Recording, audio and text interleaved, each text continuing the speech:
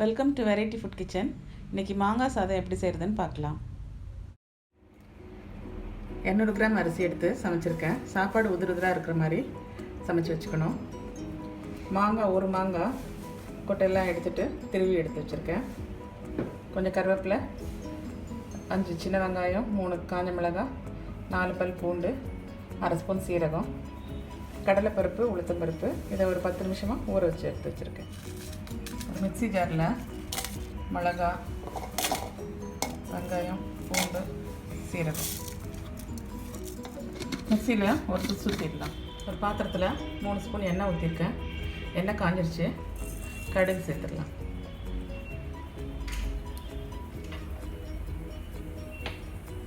கடுகு பொடிஞ்சதும் நம்ம ஊற வச்சுருந்தா கடலைப்பருப்பு, உளுத்தம்பருப்பு சேர்த்துக்கலாம்.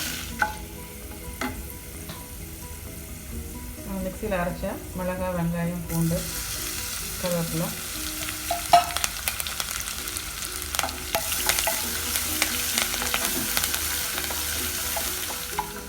ஒரு 10 முந்திரி பருப்பு சேர்க்குறேன்.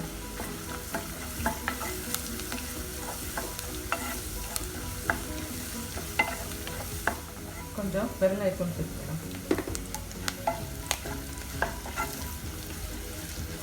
திருவி வச்சுக்கிறேன். மாங்காய் அதில் சேர்த்துக்கலாம்.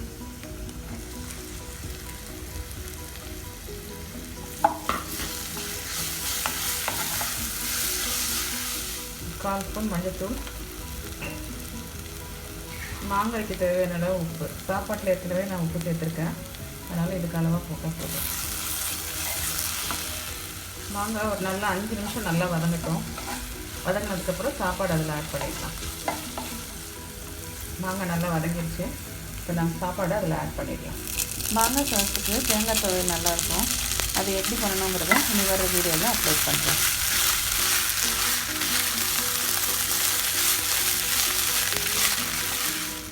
மாங்காய் சாதம் ரெடி ஆகிடுச்சு. நீங்களும் ட்ரை பண்ணி பாருங்கள். பிடிச்சிருந்தால் லைக் பண்ணுங்கள், ஷேர் பண்ணுங்கள், எங்கள் சேனலை சப்ஸ்கிரைப் பண்ணுங்கள்.